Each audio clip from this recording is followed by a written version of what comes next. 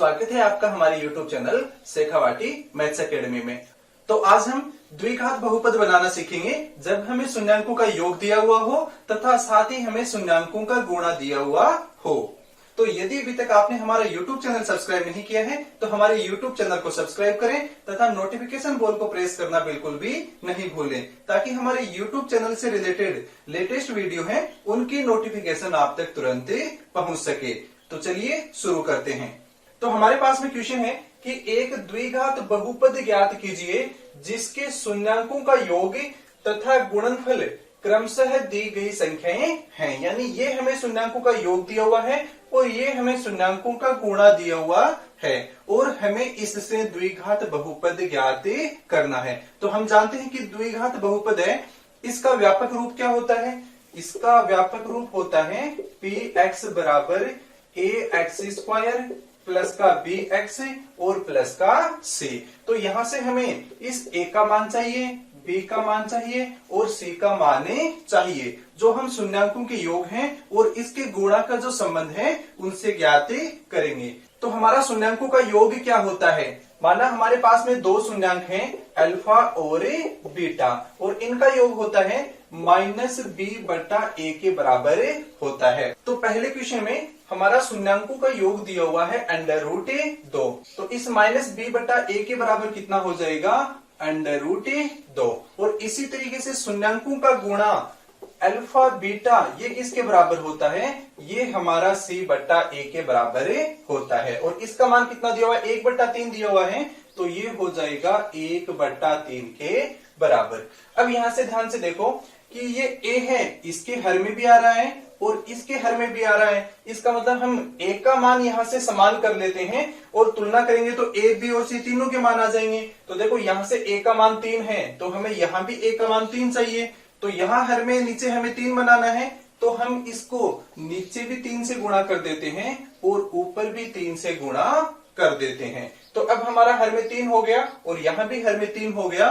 तो अब हम इन दोनों की आपस में तुलना करते हैं। तो तुलना करेंगे तो a बराबर हमारा कितना आ जाएगा? a की जगह 3 है और a की जगह 3 है तो a बराबर तो हो गया 3। b बराबर कितना हो जाएगा? देखो यहाँ पे पहले माइनस है, यहाँ माइनस नहीं है तो b का मान कितना हो जाएगा? -3√2। तो b बराबर हो गया -3√2। और इसी तरीके से c की तुलना करेंगे तो c बराबर कितना आ जाएगा? 1 आ जाएगा। तो c बराबर हो गया 1 है। अब a, b और c तीनों के मान हमारे पास में आ गए हैं तो तीनों के मान हम इसमें रख देंगे तो हमारा द्विघात बहुपद आ जाएगा।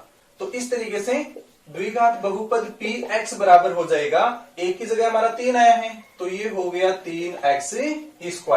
b की जगह हमारा -3√2 है तो -3√2 और x और प्लस का c और c की जगह भी कितना 1 है तो ये हो जाएगा प्लस का 1 और यही हमारा द्विघात बहुपद हो जाएगा।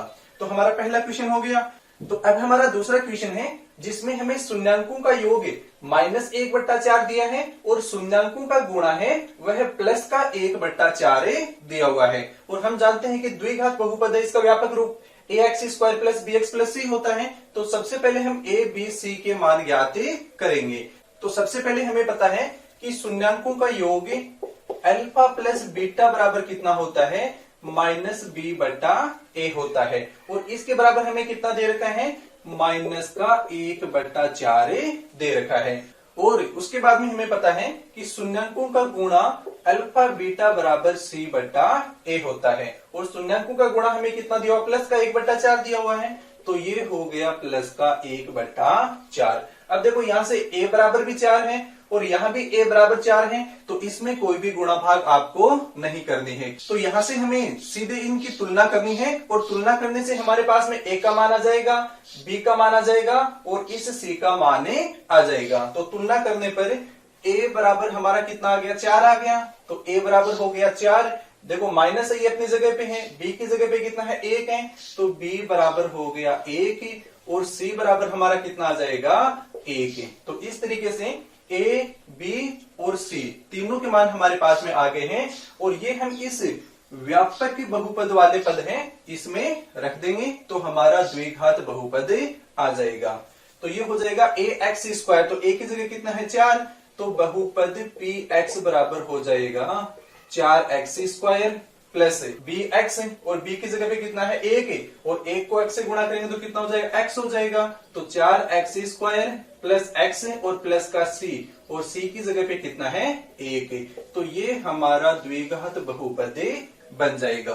अब हम इसमें तीसरा क्वेश्चन एक और देखते हैं। जब हमें शून्याङ्कों का योग हमें 0 दे रखा है और शून्याङ्कों का गुणा हमें √5 दे रखा है, तो सबसे पहले हमें पता है कि द्विघात बहुपद का व्यापक रूप पी एक्स बराबर ए एक्स स्क्वायर प्लस का बी एक्स और प्लस का सी होता है। तो सबसे पहले हम ए बी और सी के मान ज्ञात करेंगे, और हमें दिया हुआ क्या है, शून्याङ्कों का योग हमें अल्फा प्लस बीटा बराबर माइनस बी बटा ए बराबर कितना दिया हुआ 0 दिया हुआ है, और शून्याङ्कों का गुणा हमें कितना दिया हुआ है √5 दिया हुआ है। और हम जानते हैं कि शून्याङ्कों का गुणा अल्फा बीटा बराबर कितना होता है c बटा ए होता है, तो इसके बराबर हमें कितना दिया हुआ है √5 दिया हुआ है। अब हमें क्या करना है, हमें हर में दोनों पद बराबर करने हैं। तो यहाँ देखो 0 है, इसके हर में कोई संख्या नहीं है, और यहाँ भी √5 है, तो दोनों के नीचे हम 1 लगा सकते हैं, क्योंकि 0 में 1 का भाग लगाएंगे तो भी वापिस 0 आएगा, और √5 में हम 1 का भाग लगाएंगे तो भी वापिस √5 ही आएगा। तो इस तरीके से यहाँ हर में भी 1 है और यहाँ भी हर में 1 है, तो दोनों समान हो गए। तो अब हम इनकी तुलना कर सकते हैं। तो तुलना करने पर a बराबर हमारा कितना आ गया 1 आ गया, तो a बराबर तो हो गया 1। तो यहां से तुलना करेंगे तो b बराबर हमारा कितना आ जाएगा 0 आ जाएगा, तो ये हो गया b बराबर 0, और c बराबर हमारा कितना आ जाएगा √5 आ जाएगा, तो c बराबर हो गया √5। तो ये हमारे पास में a b और c तीनों के मान आ गए हैं, और तीनों का मान हम इस व्यापक पद में रख देंगे तो हमारा द्विघात बहुपद आ जाएगा। तो इसमें रख दिया, तो पी एक्स बराबर ए का मान हमारे पास में कितना है 1, तो 1 रखेंगे तो 1x स्क्वायर प्लस, और b का मान हमारे पास में कितना है 0, तो ये हो जाएगा 0x, और प्लस c का मान हमारे पास में कितना है √5, तो ये हो गया √5। अब 1 को x स्क्वायर से गुणा करेंगे तो ये तो हो गया x स्क्वायर, और 0 को x से गुणा करेंगे तो हमारा कितना आ जाएगा 0 आ जाएगा।